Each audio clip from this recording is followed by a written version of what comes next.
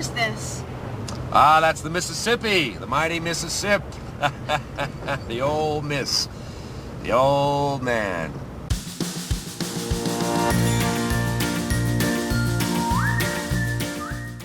Hi there, and welcome to Baseball by Design. I am SportsLogos.net minor league baseball correspondent Paul Caputo, broadcasting live, as always, from the Sunday Helmet Hall of Fame in my basement in Fort Collins, Colorado.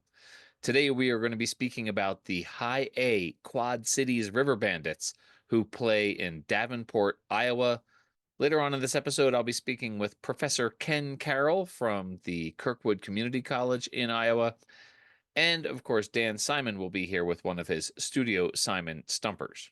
Right now, I am so pleased to welcome to Baseball by Design Dave Heller, who is the president and CEO of Main Street Baseball, which owns the Quad Cities River Bandits and, of course, the Billings Mustangs and Wilmington Blue Rocks.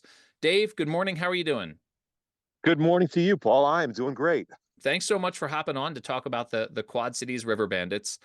I have to say, this has long been one of my favorite brands because my oldest daughter, Olivia, is a huge fan of raccoons. And so when I was getting into writing about minor league baseball logos and nicknames, I loaded Olivia up with Quad Cities River Bandits, T-shirts and hats and all that sort of thing. So she was a big River Bandits fan. I have some great pictures of her when she was little in River Bandits gear.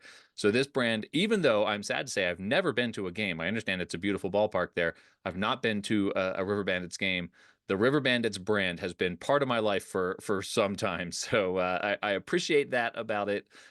I just want to jump right in with, how come a team in Davenport, Iowa is called the Quad Cities River Bandits? Well, listen, we'll get to all that, right? All First right. of all, before we get to that, I've got to say that you've got to get to Modern Woodman Park I know. here in Davenport, Iowa, where I Yeah. am, and come see the ballpark. This is not just a nice ballpark. This is the ballpark that USA Today voted the single best minor league ballpark in America for the second time in a row. It is a major omission in my minor league baseball ballpark lexicon. We were in that part of the world for one of our Baseball Palooza road trips, but the River Bandits were on the road. We were not able to get to a River Bandits game.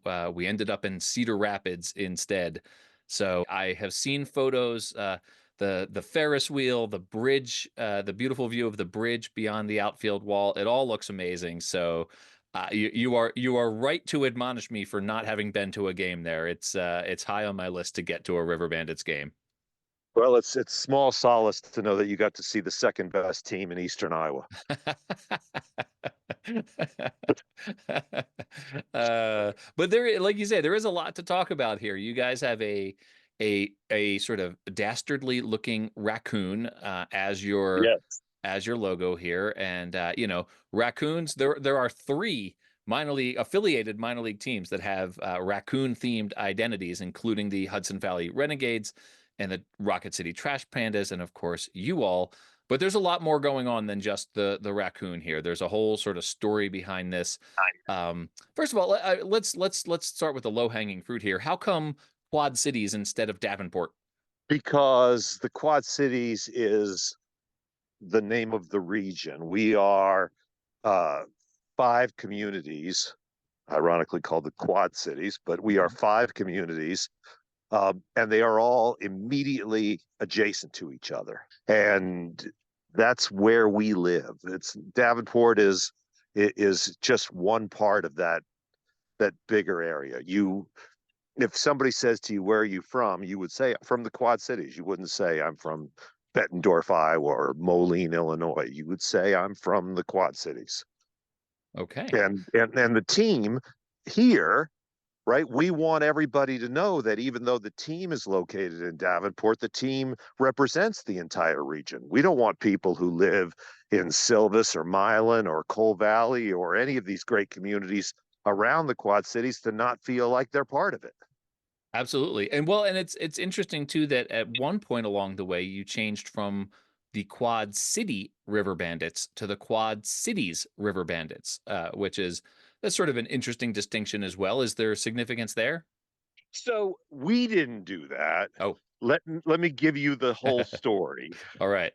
right? So for many years, the team was known as the Quad City Angels, Okay. right? The 60s and 70s, we were the Quad City Angels. Hmm. And in 1978, the Angels left and the Cubs came in, and we became the Quad City Cubs. Yeah. And then the Cubs left and the Angels came back, and we were again the Quad City Angels. Yeah. Here we go. Right.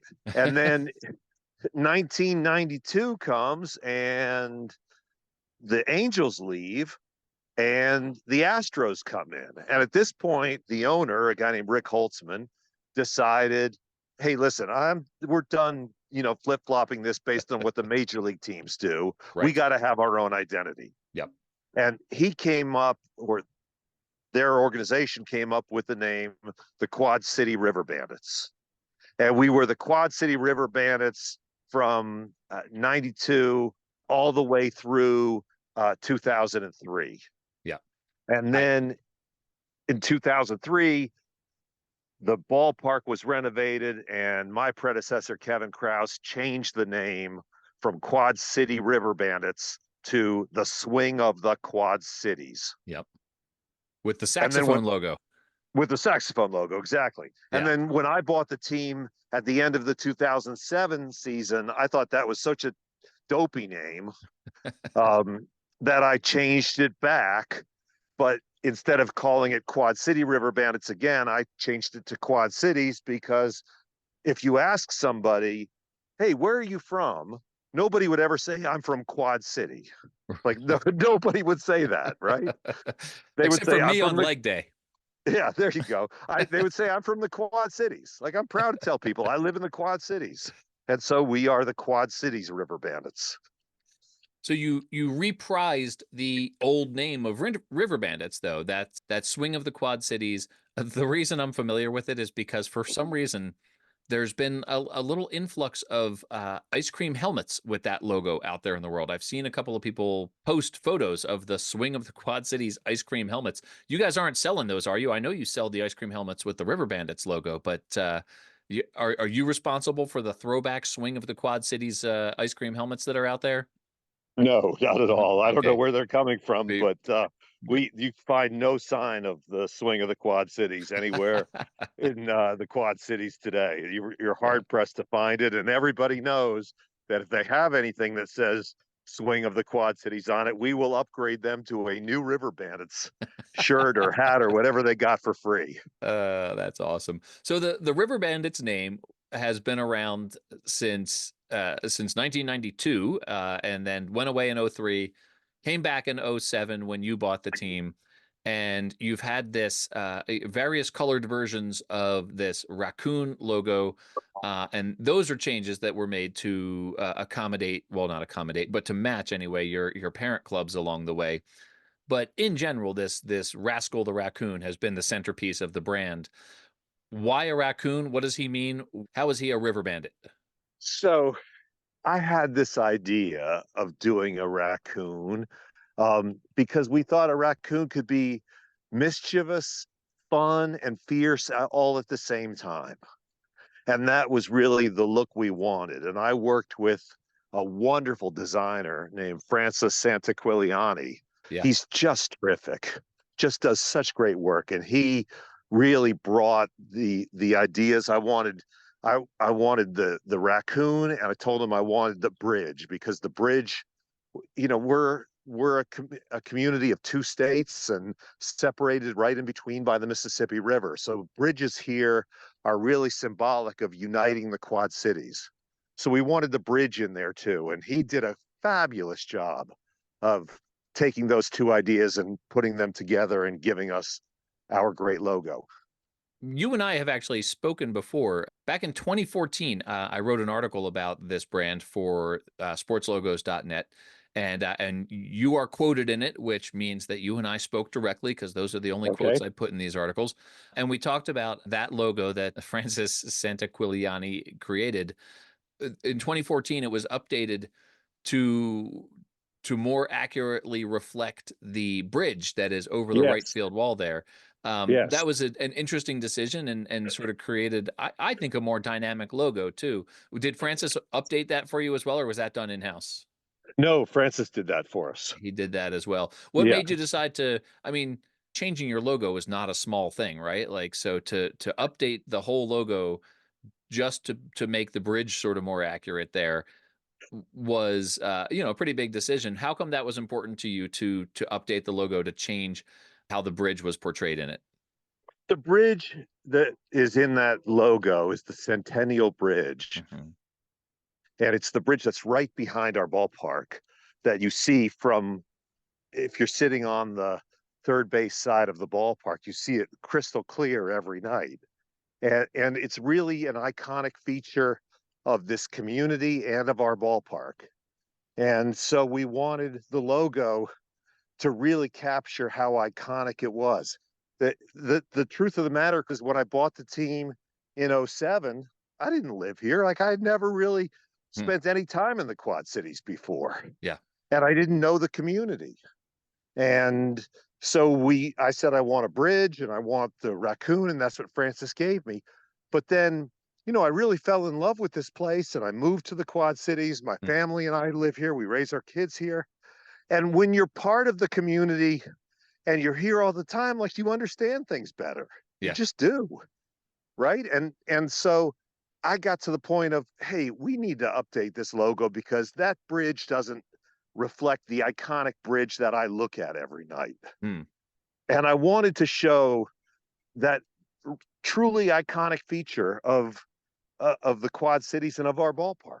Yeah, well, it certainly captures it, and I'm looking at a photo right now of that bridge, and it looks like there are one, two, three, four, at least five arches in the bridge, and that Yes, would have been too yes, many to convey in a logo. But the logo went from the '07 version had just one arch, and then the 2014 version has two of the arches, and so you can get much more of a sense for what that bridge actually looks and feels like when you see it there.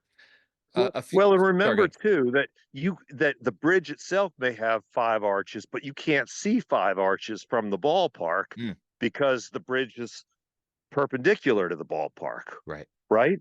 right. Or parallel, I guess, depending on which way you're looking. So you're only going to see if you're in the ballpark, you'll see two, maybe three spans of the bridge. Yeah, absolutely. And it's certainly just from, I'm sure if you know that bridge and drive over it often, the new version of the logo certainly looks a lot more like what you're experiencing there. There are a few other logos that are fun. There's a baseball with a bandana splashing into some water.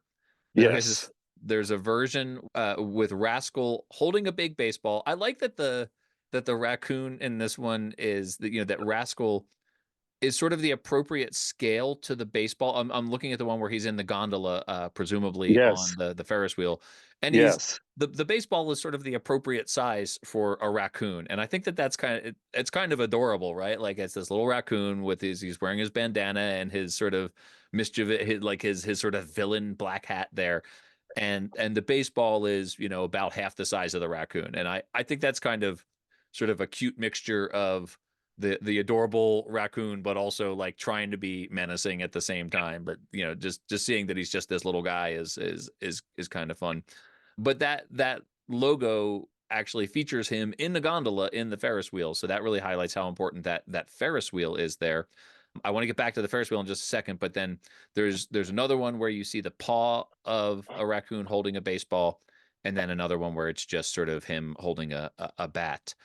The Ferris wheel was important enough for you Well, to. there's others too, right? There's just the eyes, Mhm. Oh, right, right, yeah, and that's one right? more that's more recent, right?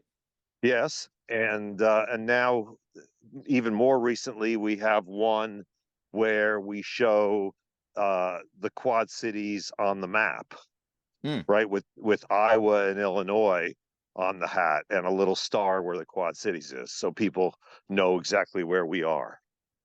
That's a something that you're seeing in minor league baseball logos. I feel like where the shape of the state is becoming a prominent thing. It's really showing that sort of local pride in the area in the state, and so that I like that you guys have one that shows more than one state there. It sort of makes sense given the nature of your brand.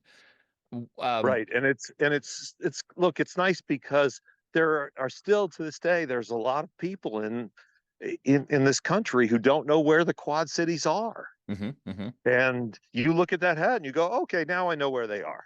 We are exactly halfway on I-80 between Chicago and Des Moines. And if Right. you like bisected that road, you would end up right in the Quad Cities, right where the Mississippi River divides Iowa and Illinois. Getting back to this Ferris wheel, why was the Ferris wheel important enough to you to actually incorporate into the suite of logos? Oh my goodness. So the Ferris wheel has become, like the bridge, an iconic feature of the Quad Cities. You would never see any pictures of the Quad Cities or any videos about the Quad Cities that didn't include the Ferris wheel. Mhm. Right? The Ferris wheel is a huge deal here. It's a huge Ferris wheel first, right? Right. It's 105 feet off the ground. It's not small. And it's bright and it's colorful and it screams fun and Yeah. people love it. Yeah, You know, I've absolutely. seen I'm at virtually every River Bandits game, and I've seen people literally ages 6 months to 100 years old get off that Ferris wheel, and the one thing they all have in common is they're all smiling. Oh yeah, who doesn't love a Ferris wheel? Come on, it's Right. you get the great views. You're right there on the river with the ballpark. I would just be taking pictures of the ballpark from the Ferris wheel the whole time. So that's is that something that you have access to when you go to the game? Can you ride the Ferris wheel during the game? Oh, absolutely. Of course. That's why it's there. Perfect. Perfect. Oh, Can for you ride it when sure. you're not at the game? On certain times, certain Okay. days, yes. Okay. It's harder for us because we have train tracks that come right in front of the ballpark, and because of the train tracks, it's hard to get from the parking lot into the ballpark. There's only one way to do it, and that's through the main front gate, which is the opposite end of the ballpark as the Ferris wheel. So that actually, it's not just a Ferris. It's not like the Brooklyn Cyclones where it's a roller coaster near the Cyclones ballpark. This is actually a Ferris wheel that is on the grounds of the ballpark, and you get to it by going to a ball game. Correct, exactly. The Brooklyn Cyclones, to me, is just mean. It's just mean spirited. It's saying to every 10-year-old boy who's in the ballpark, look, you're here. You'd rather be there. You'd rather go do that, but no, you Uh, can't. You have to stay here and you have to look at it and watch all these other kids who are having more fun than you. that does remind me of the time I made my I didn't make my children. I took them to a Colorado Rockies fireworks game, and they sat through the whole game. And they're not huge on baseball necessarily, but they sat through the whole game waiting for the fireworks. And we were up in the right field, upper deck. And when they saw that some fans were getting to go out onto the field to watch the fireworks, and we were not among those fans, it was an absolute disaster. There were like little girls down on the field doing cartwheels and like playing in the grass and setting out blankets. And it feels like maybe your assessment of the Brooklyn Cyclones is something I did to my own children on fireworks night when they wanted to be down on the field playing and they couldn't because they weren't allowed. There you Um, go. Before I let you get out of here, Dave, I wanted to ask you about, I know this was before you owned the team, but the original iteration of the River Bandits from 92 to 2003, the origin of that name, and they had a really clip art tastic logo. It was just like I'm sure you're familiar with it, but for the listener, it was like a clip art baseball with a clip art bandana on it. And it was it was perfect for 1992, I think. But the origin of the name, that according to my sportslogos.net article, so it must be right, was that the River Bandits name is a reference to the nefarious bandits who killed the town's namesake, George Davenport, in Yes. 1845. That is a Yes. kind of dark story, a kind of dark origin story for a baseball team that's now represented by an adorable but menacing raccoon. Is that part of the team lore here? Is that something that you guys ever talk about, or what do you do now in the new iteration of the team with that lore for the team? It is totally true. We are the only team that is named after the people who killed the founder of our hometown. Yes, River Bandits killed Colonel Davenport. Holy smokes. Well, that is, we like to talk about the origins of these team names on this podcast, but yeah, that's a dark one, and not a great logo back there in the 90s. And so yeah, drastic Oh, I improvement. don't know. I don't know about that. I thought it was kind of a cool logo, and in fact, we sort of updated it a little bit, and we still will wear that River Bandits logo and the old River Bandits pinstripe uniform from time to time at Modern Woodman Park, and it sells really well. I have no doubt that there is a nostalgic connection to that old logo. Uh, I don't think that one's going to make it out of many focus groups these days, though. I think I think the work That that Francis did for you all was a lot better than that one from the 90s. Yes, for sure, no question. But there's a place for nostalgia, Sure. and especially this year because this is the year that Joe Mauer is being inducted into the Hall of Fame. Yeah. And Joe Mauer spent an entire season with the River Bandits before he went up to the Twins. Yeah, And I'm sure that the connections to that old logo are really strong, and I'm sure that's why we're also seeing swing of the Quad Cities ice cream helmets out there these days. That nostalgic connection. yeah, you're seeing them. I'm not. I don't see those. I Uh, I'll see a lot of the River Bandits baseball bandana logo, but you're hard pressed to walk around the Quad Cities and see anybody with a swing logo. Dave, we've talked a lot about the team's place in the community with just like the bridge that you're reflecting, and the Ferris wheel and that sort of thing. But I know that the team has a deeper place in the community. How is the team involved with the community with your philanthropic efforts? So this is part of what it means to own a baseball team and actually live in the community, to be a part of the community, to raise your kids here and everything else. Um, we do so much in terms of giving back to this great community that supports us so well. We have the single largest college scholarship foundation of any minor league team in America, right? And think about that. You've got minor league baseball played in NFL cities like Las Vegas and Charlotte and Buffalo, Indianapolis, and our college scholarship program is bigger. You've Hmm. got baseball, minor league baseball played in NBA cities like Brooklyn and Sacramento, Salt Lake City, Oklahoma City, New Orleans, and ours is bigger. And you've got minor league baseball played in NHL cities like Raleigh and Columbus, Ohio, and San Jose. And little Quad Cities, our college scholarship program is the biggest. Wow, We pay for the entire tuition for 4 kids to go to school here every year. that's amazing. Yeah. And so we're proud of that. We Yeah. also sponsor something called Camp Genesis, which is a camp for kids who are dealing with cancer in their family, Oh wow. to be with other kids who are going through the same thing and give them somebody with an empathetic ear to talk with and listen to.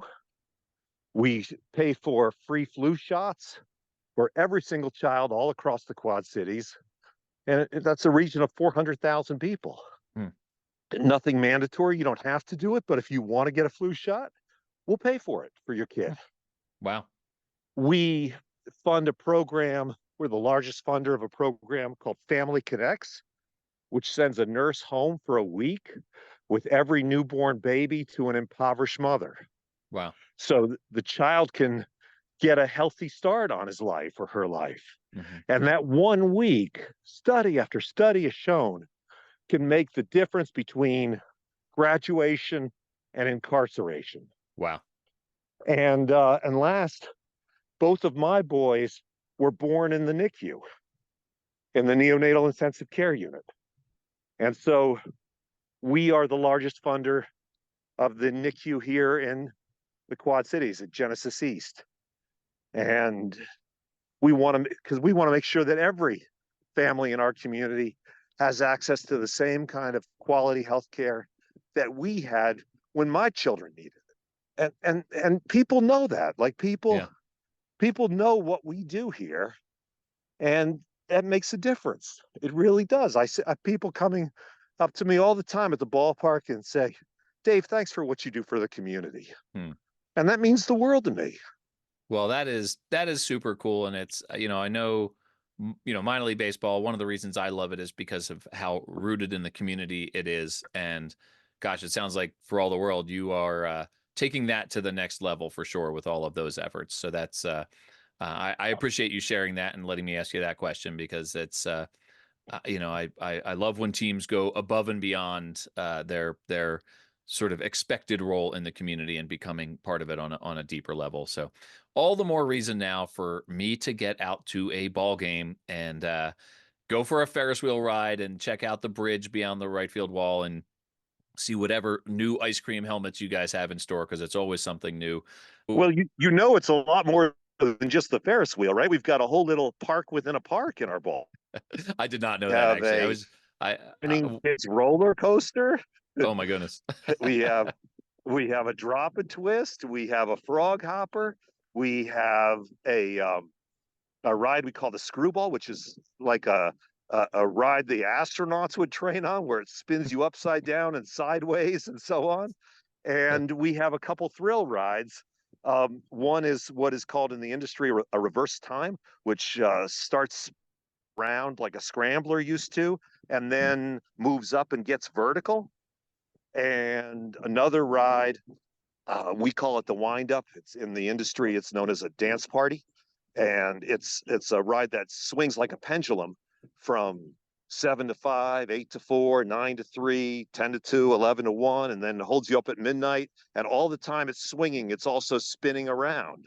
And it gets you up there at midnight, and all the change falls out of your pockets, and and the kids just have a great time.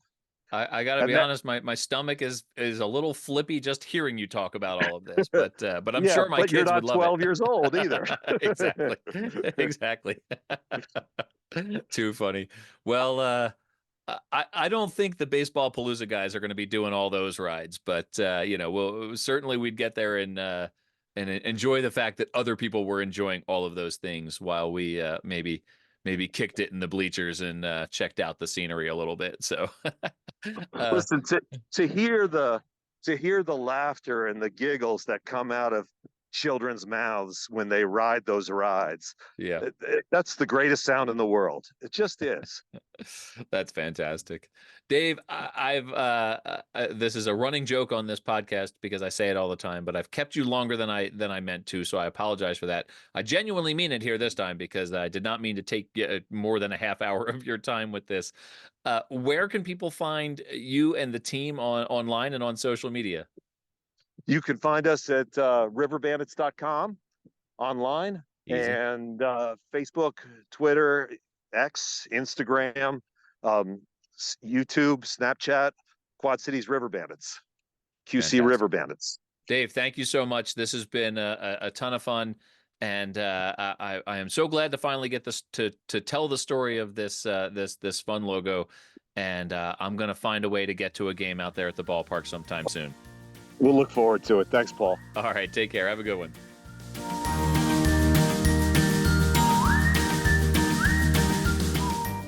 All right, everyone, welcome back. Very pleased to have on the podcast my friend, professor at Kirkwood Community College in Iowa, Ken Carroll. Ken, how are you doing? Good. Thanks, Paul, for inviting me here today, and look forward to the conversation that we have. So you are a naturalist, a lover of nature, an interpreter of nature, and so I really wanted to talk to you about this corner of the world here. The River Bandits have a really fun identity that's based in a couple different aspects of nature there in Iowa. Obviously, there's raccoons, I guess, everywhere. Maybe you can answer that question better than I can. But then also like the river itself. So let's start first with the raccoons. What role what are raccoons doing in Iowa? What role do they play in the ecosystem there? So infamous Iowa is famous for a lot of things along the way, including another mammal that's out there, including white-tailed deer. But from just a land management standpoint, I think raccoons put themselves at the top of the notability chart because they are so prevalent as far as an animal goes here that lives in the wild in Iowa, including, in urban areas, trash sites and forested areas, you name it. They're really adaptable to the ecosystems in which that they exist in. So as a person who manages natural resources and stuff like that, they also can be a management headache and a problematic animal that becomes a nuisance, especially in urban areas. When you say that you manage natural resources, what can you tell the listener at home exactly what that means and where you do that? So here in Eastern Iowa, we have a unique opportunity with the college that I work at that we manage our own properties. So we have 700 acres of land in which that we manage, and my duties themselves go across the board of everything, including wildlife management. And if there's one animal that we have to deal with consistently, it's a raccoon. They're always getting into everything, and so they have some notorious nicknames that follow them here in the Midwest. That some are a little bit more disparaging, but the rest of them are describes the behavior in which that they act. Is bandit one of those? I mean, this team is the River Bandits. How come, why is a raccoon a bandit? So it's the masked bandit here in Iowa, and the idea is that it's a drawback to the earlier frontier days when people would wear things around their face, similar to the Lone Ranger. And so the masked bandits got this perfectly disguised look to it along the way. What's kind of funny about it is that how it correlates to the baseball is that black portion of the bandit that goes around their eyes themselves served almost the same a purpose as the baseball players themselves, in which that it helps with glare in the sun, and then also at night it helps them focus their vision, and so they can see a lot better out there along the way. And so that bandit thing just has followed them a long way. And they're also known as a ringtail rascal Nice. because they get into everything, trash cans, dumpsters, anything that they can find access to, including attics and places that are out there. They'll find their way in. And we had a lot of problems when we managed a lot of habitat boxes out there, whether they were for wood ducks or some larger things that are out there. If there was accessibility for the raccoons to get into it, they would find a way to dig their way into it and use it, because they're kind of cavity nesters. So this is a question I like to ask here if we're thinking about the attributes of a raccoon. So I know that you're a lover of baseball. What attributes of a raccoon do you think would make it a good baseball player? So they're opportunistic, right? And All so right. they're at times can be scavenger feeders, right? And so you would hope that the Quad City River Bandits are opportunistic in situations like that. And I'd like to say that the raccoons like to play a little bit of small ball, right? And so they just kind of get themselves right smack dab in front of you and find their way to create a lot of chaos and some confusion. And there's enough of those guys running around and their family and stuff like that. And maybe for the bandits there in the Quad Cities, they may kind of trip up the other team. And, that's their deal, And so their adaptability and flexibility of the things that the raccoons can do is almost second to none. You really got to think about maybe coyotes as being one that can adapt to a lot of habitats, but the raccoons seem to be everywhere. All right, let's talk. The other half of this name, obviously, is the River Bandits. The Mississippi River runs through Davenport, Iowa. Hugely important river, not just in Davenport, Iowa, but in the continent of North America. What's the significance of the old man, the Mississippi River? Well, first of all, it's an amazing ballpark that is right up next to the river. And if you get a chance to get out there sometime and take a look at it, What's really unique about it is the outfield faces towards the Mississippi River.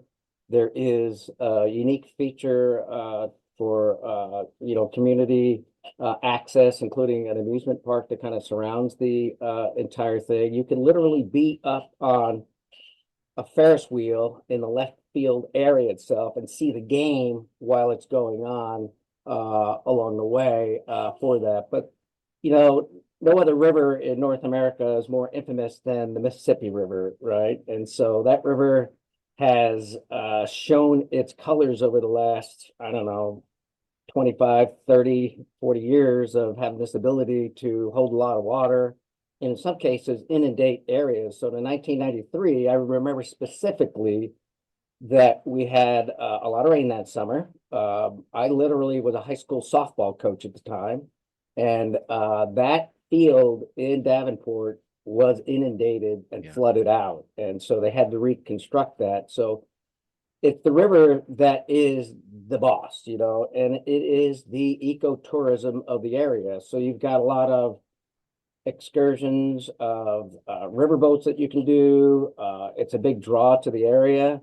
And aesthetically, I don't know if you're going to find a more pleasing ballpark to go to in the Midwest with that scenery that it has right there with the mighty Mississippi. For most people, if you haven't seen the Mississippi River, it's massive, right? Like it's a huge body of water, and and it's unless you lay eyes on it yourself, you can't really appreciate how actually huge it is at certain points, as it travels through the United States there. So, what is you were talking about the significance of the river to Davenport, but what's the significance of the river sort of writ large in the for the continent? So the entire watershed in the Mississippi itself, really kind of extends up through the northern central part of North America. And you even have a lot of tributaries that kind of end up eventually draining into the Mississippi River. And so the Missouri River does snake its way through Northwest Missouri, then kind of comes across the state and actually ends up dumping into the Mississippi north of St. Louis. So the thing significant wise, I think from a natural resources standpoint, is water quality.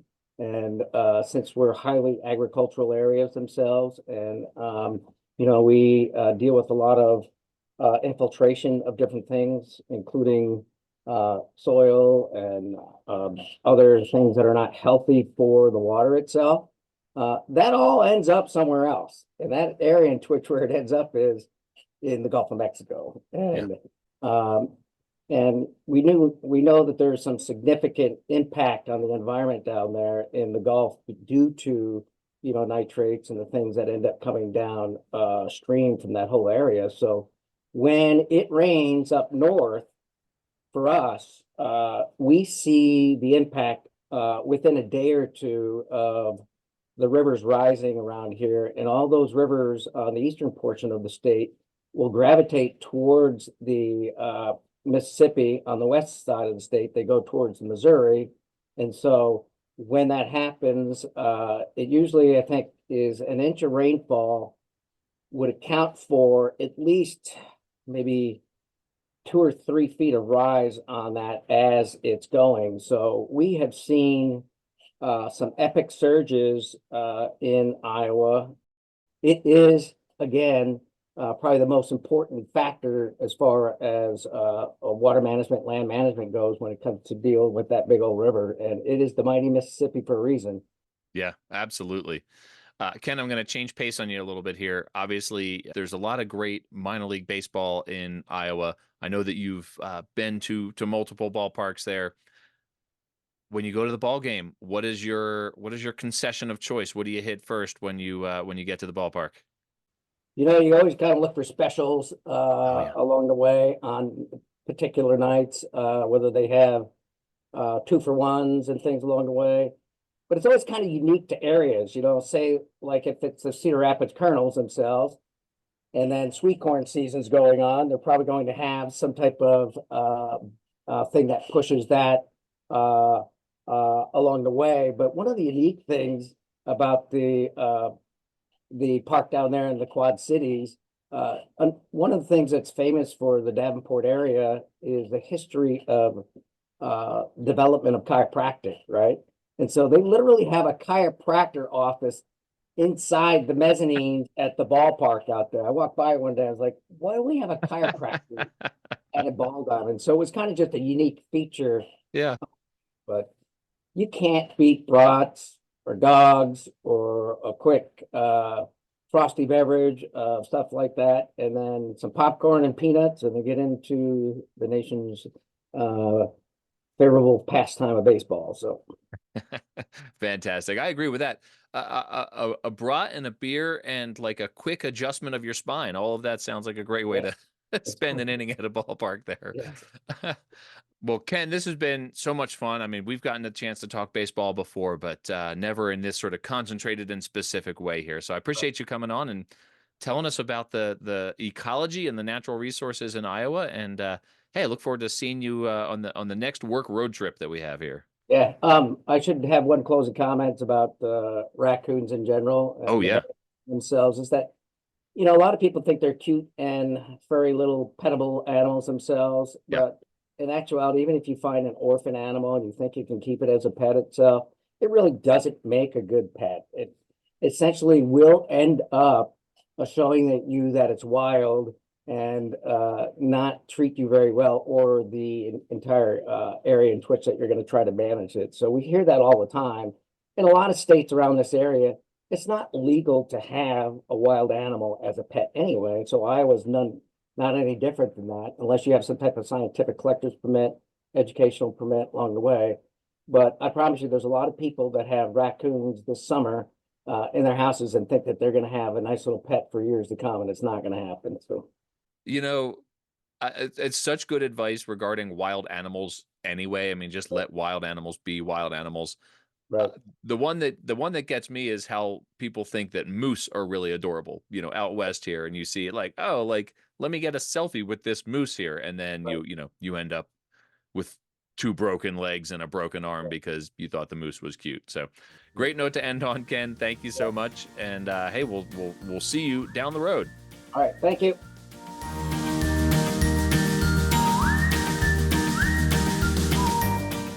All right, everyone, welcome back. Welcome back to the podcast. My good friend Dan Simon, designer extraordinaire, creator of so many great minor league baseball logos that we have discussed on this podcast over the several years that we've been doing it. Dan, good morning. Welcome back. How are you doing? I am fantastic, Paul. Looking forward to talking about the Quad Cities River Bandits. I do want to mention that my son Cooper, several years ago, not that many years ago, maybe 4 years ago, decided just on a whim that he was leaving Louisville, where he grew up, and was moving, and somehow he identified Davenport, Iowa, which is where the Quad City River Bandits play, as his destination where he was going to move. And he did.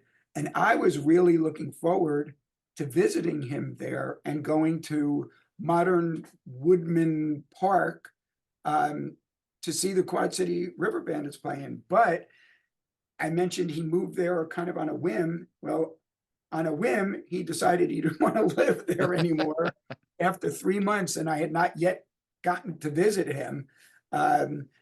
He decided to move back to Louisville, so I never went to a game there, and I was that was a missed opportunity. Someday I need to make it there. It seems like a really one year it was named the best park in minor league baseball. I was going to say that it sounds like we might need to consider the possibility of an Iowa trip for our Dan Anna baseball Kapudalooza. I'm up for that. Well, but for now, we're gonna do a stumper about the Quad City River Bandits. So here we go. You ready? Yeah, I'm ready. I'm anxious to see where we're going to go. One of 3 raccoon-based affiliated minor league baseball logos, by the way. You know that. I wasn't thinking about that, but yeah, you would have the Quad City River Bandits, the Hudson Valley Renegades, and the Rocket City Trash Pandas. Indeed. And there used to be an independent team in Bend, Oregon, the Bend Bandits, and they had a raccoon as well. But Okay. that was a league and team long ago, probably about 30 years ago. Okay, so in 1992, after a Name the Team contest, the Quad Cities Angels rebranded as the Quad Cities River Bandits. You may have talked about that, so we'll just reestablish that fact. Then in 2003, after another Name the Team contest, they rebranded again, this time as the Swing of the Quad Cities. Has that been established? Mm-hmm. Okay. And then in 2007, after yet another Name the Team contest, they rebranded back to the Quad City River Bandits. So with all that in mind, our studio Simon Stumper today asks, which of these was one of the other 5 finalists in that Name the Team contest? Was it A, River Eagles, B, River Runners, or C, River Skippers? Notice they all have something in common. Yeah, they end in S. Let's see here. River Skippers is definitely the most fun of those, because I'm wondering if maybe there's some sort of animal tied to that. River Eagles, go birds. That just sounds like 2 different words just sort of mashed up that have nothing to do with one another, except for that occasionally eagles are found near rivers. I'm sure Ranger Amy would be correcting me if she were here. River Runners has probably got to be some historical thing related to some sort of military operation or some historic war or something, or maybe like having to do with the fur trade or something. River Runners sounds like a pretty good one. River Skippers just sounds like it's going to be fun. It evokes like kids skipping rocks. It's possibly some sort of like fish that likes to skim along the top of the water or something. But I'm gonna say I'm gonna eliminate River Eagles, which as we know means is probably the answer. I'm gonna go River Runners because I think there's probably some story there that relates to the history around the river. Final answer? Yeah, final answer. Paul Caputo, will you ever learn? Is it River Eagles? If it's River Eagles, that's dumb, and I don't want to hear it. Okay, I guess we're done here then. Okay, I do not know the reason, but that River Eagles was one of the 6, in addition to River Bandits, the Swing that was still in the running, Channel Cats, Current, and Talons. Now, the fact that Talons was one of the names leads me to assume that there must have been a thing with eagles by the river there in Davenport. Let's talk real quickly about other names that teams who played there went by. Have you, at the risk of being redundant, and maybe this gets edited out if you've already established this, the Quad Cities are Davenport, count on your fingers as I say these cities, Davenport and Bettendorf in southeastern Iowa, then Rock Island, Moline, and East Moline in northwestern Illinois. So how many cities are there? That if I have the correct number of fingers, that is 5 cities. There are indeed 5. The Quad Cities are made up of 5 cities. They at one point they tried to change the name to Quint Cities. Yeah. As in quintuple. Yeah. And it just never No. got any traction, and they just kept it at Quad Cities, even though it's 4. But then again, think about this. The Pacific Coast League has teams as far east as Nashville, yet they keep the name. So Anyway, so there have been teams that have played not just in Davenport, but also in Moline and Rock Island. And here are some of the names. You have the Davenport Prodigals, as in prodigal son, the Davenport River Rats, the Moline Plowboys, the Rock Island Islanders, the Rock Island Robin Hoods. That was 1 year only, and that was a name of a team that relocated to Rock Island that was named, they were already named the Robin Hoods, and they changed it the next year.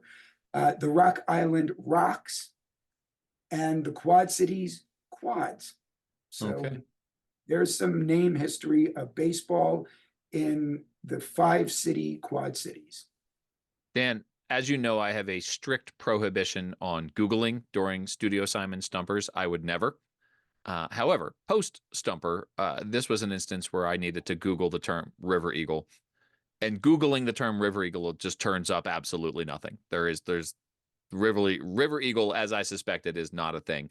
So thank goodness that term didn't win. It's a little bit like, I wonder if you as a designer do this. I've done this and I've gotten burned by it, where if a client wants to see 3 options for something, you'll throw in a terrible third option because you really like the first 2 and you want them to pick that first 2. And then often they'll be like, I like this third one. That's been my experience anyway. The throwaway one that you don't want them to pick is one that they'll pick. I wonder if River Eagles was just some throwaway term because they wanted the River Bandits to be the one. We don't know that, but I concur with you about doing the worst thing you present. It just seems like gets picked. So I learned this lesson a long time ago the hard way. If there's ever anything I do and I don't want it to get picked, I do not present it. They will not see something bad and realize it's bad and go to something better, though mysteriously they'll hone right in on the lesser direction. So don't, for any of you who are current or young, you don't even have to be a sports brand identity developer like myself. You could be any kind of designer or anything. It doesn't even have to be design. My advice to you is, if you're giving somebody options and there's one that you don't want them to pick, do not give them that option because they just might pick it. Dan, this has been fun as always. I appreciate the work you put into bringing these Studio Simon Stumpers to the Baseball by Design podcast every single week. I hope that you have a terrific week, and we will see you again next week. Okay, I will see you then. Looking forward to it. Bye-bye.